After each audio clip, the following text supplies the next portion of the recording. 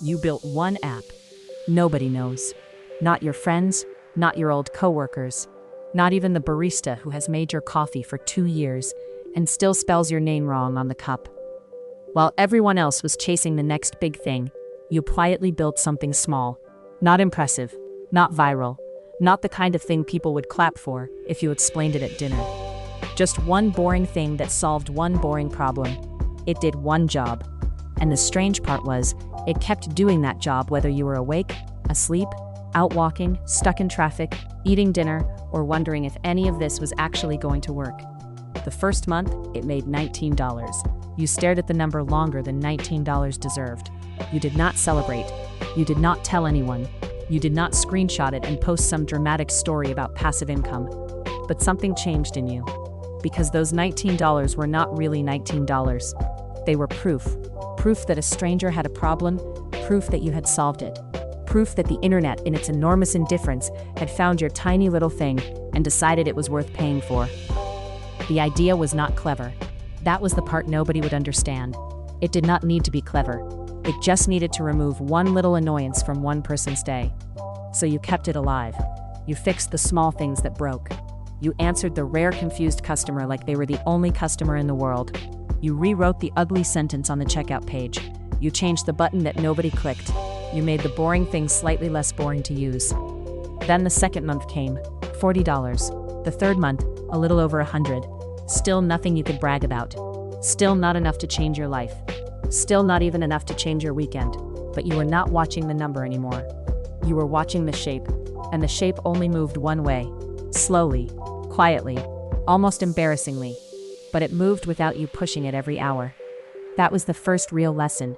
Not that you could make money. You already knew people made money. The lesson was that you could build something once, improve it carefully, and let it keep working in rooms you were not standing in. Months passed. Some weeks you forgot it existed. Then you would open the screen late at night, half expecting nothing, and there it was. A few more customers, a few more payments, a few more little signals from strangers you would never meet. The machine had been working while you were living your normal life, while you were buying groceries, while you were sitting in meetings, while you were pretending to listen, while you were asleep. And something about that felt different from a paycheck. A paycheck needed your hours first. This did not. This needed judgment. It needed patience. It needed maintenance. So, you built another one. Smaller, uglier, faster. It solved a different problem for a different group of people. Nobody cared when you launched it. No applause, no announcement, no big dramatic reveal.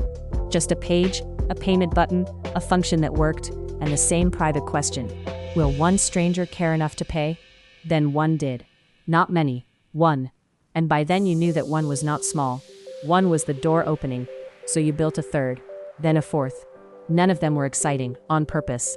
Exciting things demand attention. Boring things are polite. They sit in the corner. They do their job. They do not need you to explain them, or dress them up, or be admired. They only need to work. You were not building an empire. That word felt too loud.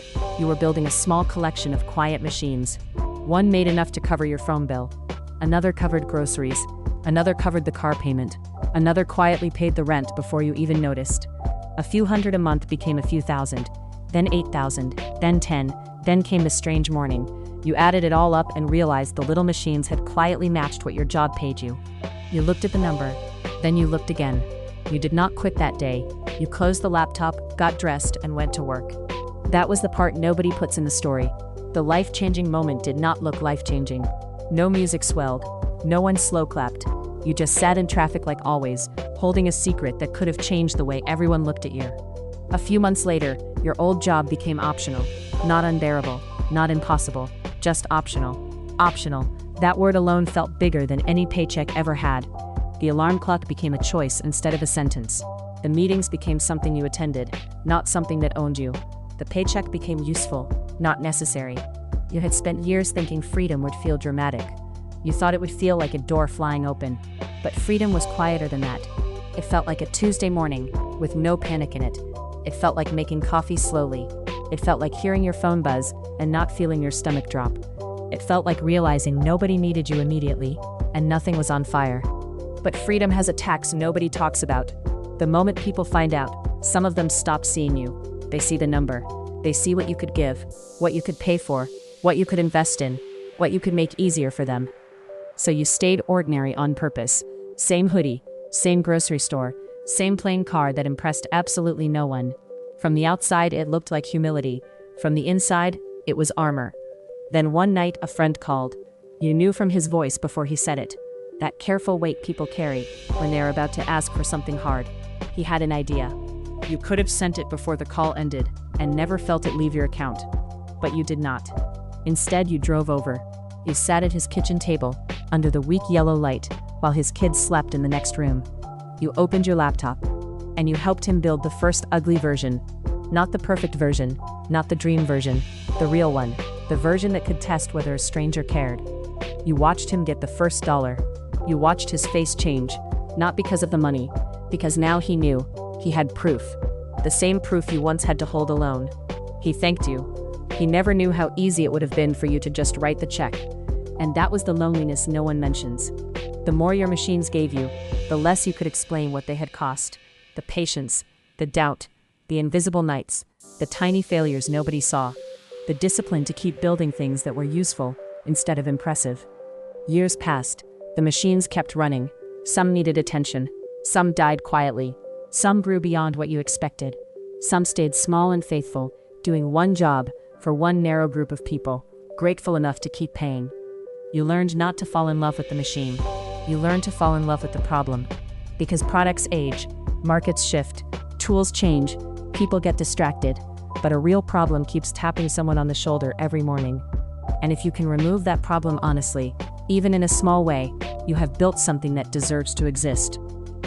After years of this, on an ordinary afternoon, you were standing in a grocery store, choosing between two kinds of pasta. Your phone buzzed. Just one quiet email. A deal had closed. A payout had cleared. A number had arrived that would have once seemed impossible. No champagne, no fireworks, just the hum of the freezer aisle, just a shopping basket on your arm. Just you, standing there between pasta and canned tomatoes, realizing the feeling had not changed. That surprised you most. It felt exactly like the $19. The same small click in your chest, the same quiet proof, just with more zeros. And that was when you finally understood. It was never really about the number. The number was only the shadow. You had built something honest. It worked. It helped people. And it kept helping them when nobody was watching. That is rarer than it sounds. So ask yourself what you are really building. Not what will impress people. Not what will make the loudest launch. Not what sounds best when someone asks what you do. Ask what small problem you can remove from someone's day. Start there. Start with one boring thing. One job. One person helped. $1 earned honestly. Then make it better. Let it run. Stay ordinary. Protect the quiet. And build something that still works, long after everyone stops watching.